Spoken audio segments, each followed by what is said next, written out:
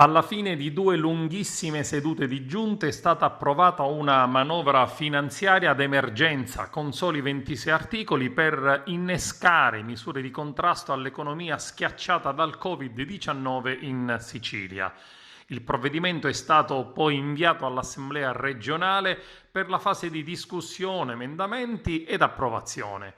L'obiettivo principale è affrontare l'attuale fase 1, quella dell'emergenza, e prepararci alla fase 2, piano per la ricostruzione economica, distribuita su 4 diversi settori: enti locali, famiglie povere, operatori economici, scuole e povertà educative.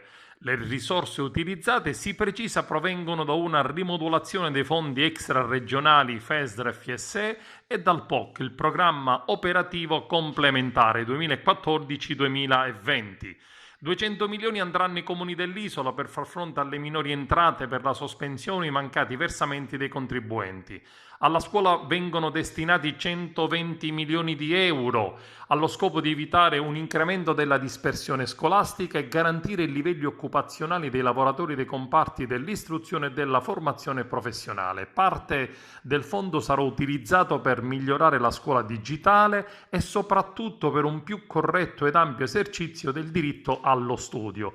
La finanziaria ha previsto un maggiore incremento da destinare ai comuni per l'assistenza alimentare delle famiglie più disagiate, con un fondo di 200 milioni di euro e l'aggiunta di altri 100 per istituire un capitolo per il finanziamento al consumo per le famiglie con prestiti in parte a fondo perduto fino a 5.000 euro ad interessi zero.